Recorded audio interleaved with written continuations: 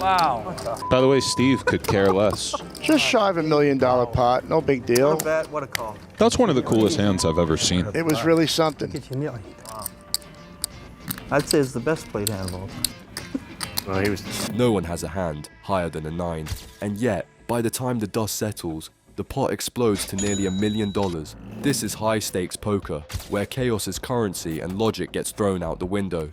And this might be the best or worst hand ever played. We're three-handed to the flop, Keating, Peter, and Steve. The board comes ace, king, 7, with 2 spades, a dangerous, dynamic flop. Peter catches a flush draw. He's holding 6-3 of spades, absolute bottom of the barrel. Steve, he's got jack shit, but that doesn't stop him. He fires out a continuation bet. Peter immediately pounces. He raises his flush draw, a move that represents far more than just 6 high. He's repping real strength here, maybe ace 7, king 7, even a flop set of 7s. Pocket kings? Rare. That would have likely raised pre-flop. If he's bluffing, he's got spades or straight draws. But this raise, it screams 2 pair or better. Then Keating enters the madness. He's holding just a 7, but that one card changes everything. Because with Keating holding a 7, Peter's value range gets severely capped. Keating decides he's taking the pot right here.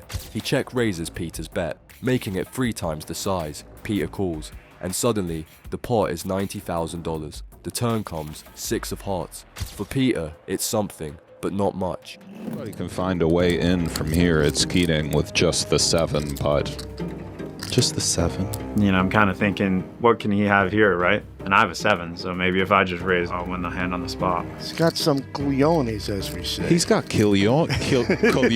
Guliones. He does have a couple of big ones, AJ. 41 dimes. There you go.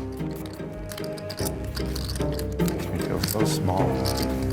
And again, that's what's kind of fascinating about Keating. Is he tilted, or is this a nice, actually a brilliant identification of what's going on? Because look at the equities, AJ. He has 62%. He knocked Steve out with, you know, he might have this situation read incredibly well. We just kind of can't know, but he is an enigma of the highest order. Meanwhile, Peter's in. Yeah, he's in. Now we're back to Peter, and my whole plan was for him to fold the flop, and when he calls, I'm stuck out of position against the conqueror. I'm gonna have to find my way out of it. 6 on the turn.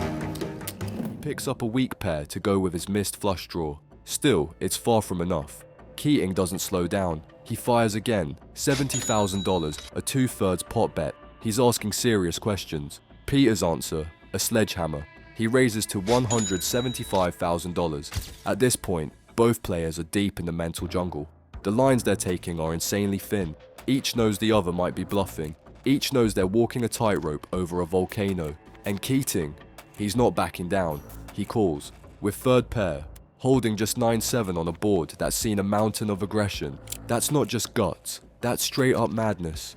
The river comes, 4 of hearts. The flush misses, the straight misses. And Keating's 3rd pair, still just a 7, is somehow still ahead. Definitely Peter not going anywhere. Yeah. Keating still kind of representing king 7 suited, ace 7 suited, or 3 7s. So I put a pretty big bet out there, 58,000. You know, the reality of the situation is if he has pocket 7s or, you know, a 2 pair, I don't have 1 card to save me. And once again, he does have the best hand. This is interesting. Yeah, 58 dimes. Peter could consider semi-bluffing and raising right now, or just calling.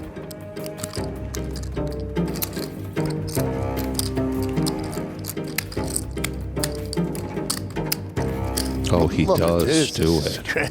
Oh, my word. 175,000. And we are deep, deep in the ocean. About as far as you can go. I'll tell you what, if Keating finds a way to continue here, he's made a believer out of me. I'm already a believer, but Yeah, this is great. Well, he's grabbing him. This is really something else from this guy. I don't know. I don't think so. Say what you want, but this is somewhat outstanding from Keating. Can he fade it again on the river? There's now $440,000 sitting in the middle. Keating has a half-pot size stack behind. One final decision awaits. Peter rips it. All in. He knows he's likely behind, but he's repping the story hard. He's trying to sell Keating a nightmare. And Keating, he goes into the tank. He's made it this far with third pair. But now it's all on the line. He thinks it through. Peter's not likely to have ace-king, aces or kings. Those hands play different pre-flop. Two pair is possible, but less likely with Keating holding a 7 himself. And honestly, what kind of 7 ever barrels this hard? It's insane. The entire hand is insane. Keating makes the call and wins. $900,000 pot with third pair on an ace-king 9 board. It's a little interesting because Peter beats something like Jack 10 of spades, but there aren't many hands that he beats. He does go all in. Oh, wow. Fast as well. Yeah. He knows 4 or 5 deep raises. Yeah, he bets the final bet. All the money. You know, it's going to be almost $1 million pot if I call. As much raising as he had done, he still hadn't convinced me that he had me beat. If Keating calls here, for me, this is one of the best hands of poker I've ever seen. Oh, man. Or one of the worst. That's the thing. It's such a fine line. Yeah. Might be the best or worst played hand of all time. There you go. That's odd that he said that. Great minds think alike. Still a bit freaky. It is one of those hands, though. I don't think when his whole cards were 9-7 of diamonds, he thought this pot would be upwards of 675,000. He might have, but not on the ace-king 7-6-4. But he read Peter as drawy on the flop, I believe. At the same time, when you call here and he shows you, 3 of a kind or 2 pair, you just feel like a dummy. you feel like the dumbest person on the planet. I knew it was going to be one of the two. Yeah. This guy's something else, man. This guy is a special talent. That was wild. That was great.